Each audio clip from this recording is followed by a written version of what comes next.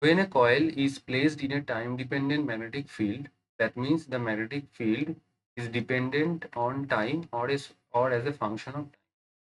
Number of turns, area of the coil, and radius of the coil where are. So that means for coil, say for 1, the power is P, the number of turns N, the area A, and the radius is say, R. Radius of the wire, coil wire, and the area of the coil and the number of turns. Okay. For a second coil's number of turns, so for coil number 2, the number of turns is modified as 2n, now area as 2a, and the radius of the wire as 3r. Okay. And when the first coil is replaced with the second coil, the power dissipated in it as a root 2 alpha p, the value of alpha. So we need to calculate the power first. To calculate the power, we know the power equals to epsilon square by r, as epsilon is the EMF, the electromagnetic induction. We know according to Faraday's law, mod EMF equals to n p phi by dt, or change in flux. Since for a coil, if you want to draw for a coil of a circular coil of radius, the R coil, the area of the coil is given. So therefore we can write the area A equals to pi into R coil square. So or we can write or R coil equals to root over area by pi. Okay. Now if you want to calculate the length, you can write that length of the coil equals to L 2 pi R coil into N for N number of turns. So therefore we can write the modified expression of length as a N 2 pi R coil, or without writing the R coil, we can write the expression of R coil in terms of the known quantity, that is area, that is given here. So as a root over A by pi. Okay. So now if you want to see on the EMF value, that is N d phi by dt, so we know phi equals to, for magnetic field, B A cos theta, but since here the cos theta is not given, the theta is not given, then we can take as a cos theta as a 1. Okay.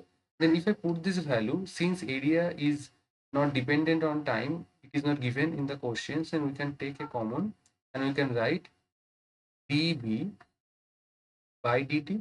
So therefore EMF equals to NA dB dt, and the next component R equals to, we know, rho L by A.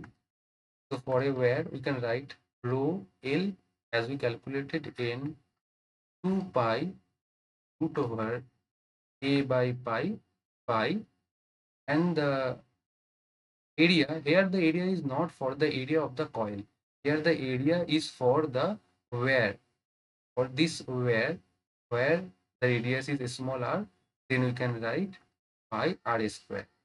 So therefore we have the expression of the EMF, resistance, the power. So for coil, say for coil 1, we can have the expression of power in terms of the epsilon r square by r. Then let's see how can we calculate.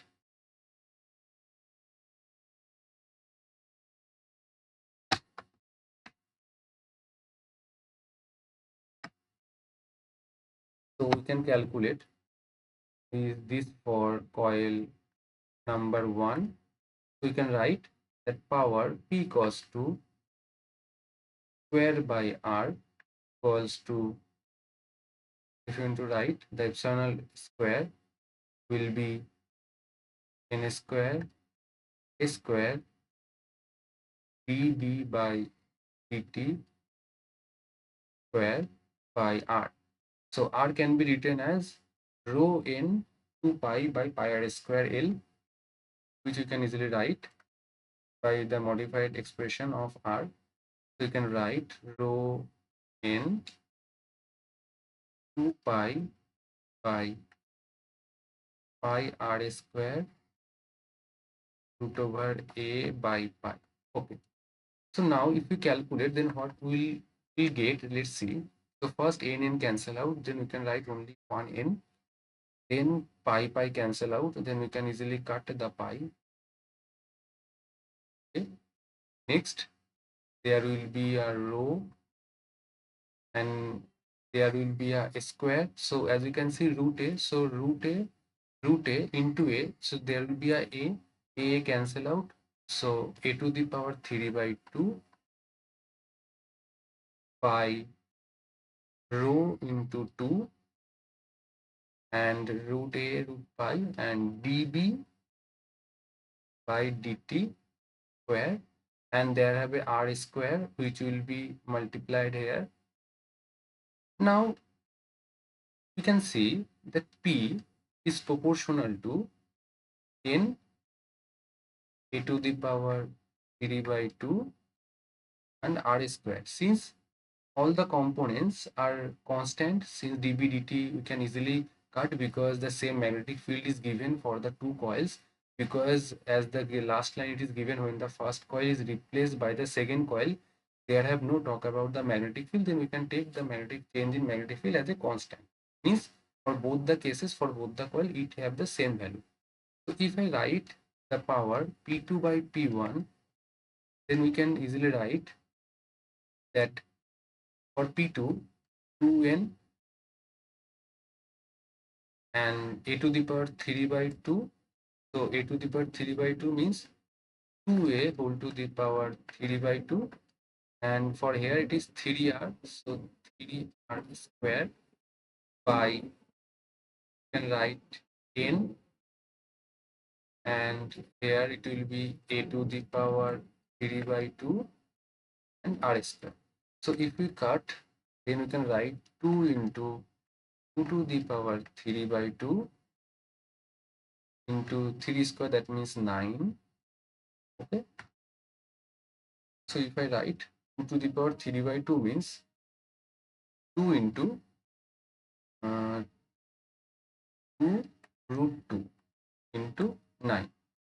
So equals to 36 root 2, and it will be P2. So therefore we can write, or power P2 equals to root 2 36 into P, or P1, or you can also write P because it is given as a P, then you can easily replace the P1 as a P. Okay. Now what is given here? Now it is given there that the power, if you replace the second coil with the first one, then you will get a value of root 2 alpha P power. So that means the value of alpha is nothing but 36. So therefore option number 1 is right. Thank you.